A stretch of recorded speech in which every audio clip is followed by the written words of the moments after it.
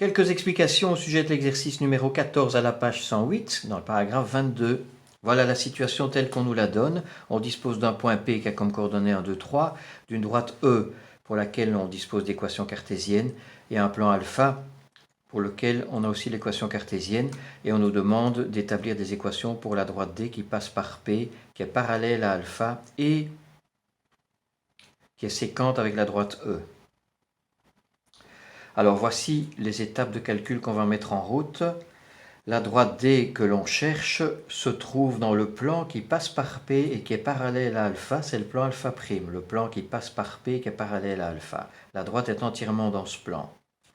Pour fabriquer l'équation de la droite D, je dispose du point P, il me manque un vecteur directeur, et le vecteur directeur, je pourrais construire ses composantes si je dispose d'un deuxième point de la droite D. Alors ce qui se passe, c'est que comme la droite D est dans le plan alpha prime, tous ces points sont dans le plan alpha prime. La droite D doit couper la droite E, donc il y a un point de D qui est sur la droite E. Et ce point de D est aussi dans le plan alpha prime. Je vais donc m'intéresser à l'intersection de la droite E avec le plan alpha prime et obtenir un point qui s'appelle Q, qui sera donc un point de D.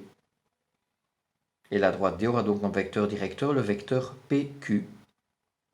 Voilà, on va mettre tout ça en route. Première étape, le plan alpha prime, puisqu'il est parallèle à alpha, son équation cartésienne contient les trois mêmes termes en x, y, z que l'équation d'alpha. Le terme indépendant, je l'obtiens en disant que le plan alpha prime doit passer par le point 1, 2, 3, donc je remplace x, y, z par 1, 2, 3, j'obtiens un terme indépendant 6. Ensuite, pour l'intersection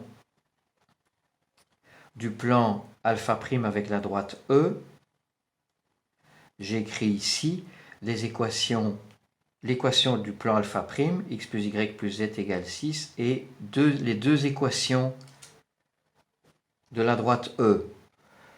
Très souvent en géométrie analytique, quand une droite est impliquée dans un problème, on a intérêt à utiliser pour cette droite des équations paramétriques, mais ici, les équations cartésiennes sont tellement simples qu'on va plutôt utiliser les équations cartésiennes. X égale 2z et y égale 2z. On doit résoudre ce système de trois équations à trois inconnues, mais qui est très très simple, et on obtient z égale 6 cinquièmes, x, y sont identiques et valent 12 cinquièmes, et on a ainsi les coordonnées de Q, 12 cinquièmes, 12 cinquièmes, 6 cinquièmes.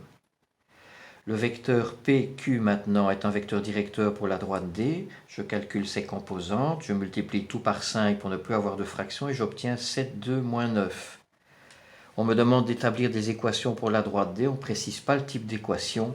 Je vais donc aller au plus rapide et proposer des équations cartésiennes sous la forme de trois fractions qui sont égales, avec au numérateur x, y, z, moins, moins, moins les coordonnées du point P, et au dénominateur 7, 2, moins 9 les composantes du vecteur directeur. Voilà.